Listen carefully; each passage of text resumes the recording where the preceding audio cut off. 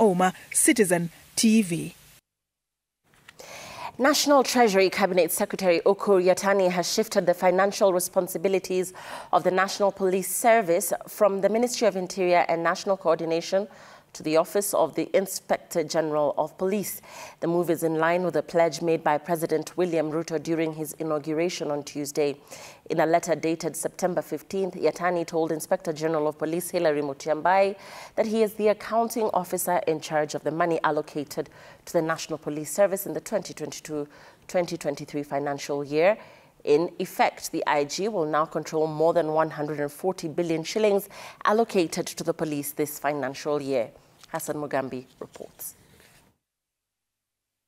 2 days after President William Ruto put pen to paper granting the National Police Service financial autonomy, National Treasury Cabinet Secretary Ukur Yatani followed up to implement the directive. In a letter dated 15 September 2022, Yatani told the Inspector General of the National Police Service that going forward, he will be the accounting officer and not the Principal Secretary in the Ministry of Interior, as was the case.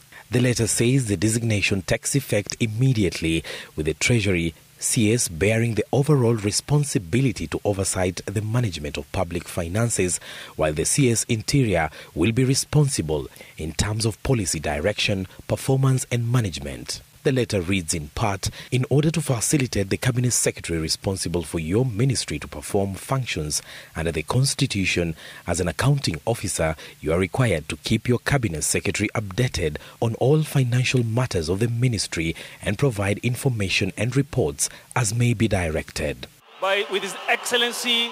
In his inaugural address, President William Ruto said the Constitution provides for the Inspector General of Police to exercise independent command over the National Police Service. He said the operational autonomy had been undermined by what he described as the continued financial dependence on the office of the President. As I address you, I have instructed that the instruments conferring financial autonomy to the National Police Service by transferring their budget from the Office of the President and designating the Inspector General as the accounting officer be placed on my desk for signature this afternoon. According to the 2022-2023 financial year budget, 122 billion shillings was allocated to the National Police Service. 10 billion was allocated for the lease of motor vehicles, 4.8 billion shillings for police and prison officers' medical insurance scheme, 2.3 billion shillings for group personal insurance for police and prisons, 1 billion shillings for the National Communication and Surveillance System, 335 million shillings for equipping the National Forensic Lab, and 1 billion shillings for the police modernization program, taking a total of 142 billion shillings.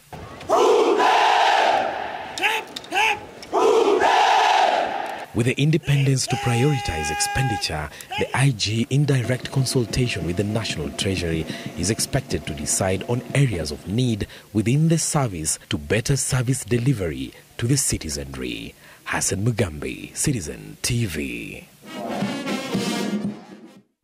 Time for us to take a break.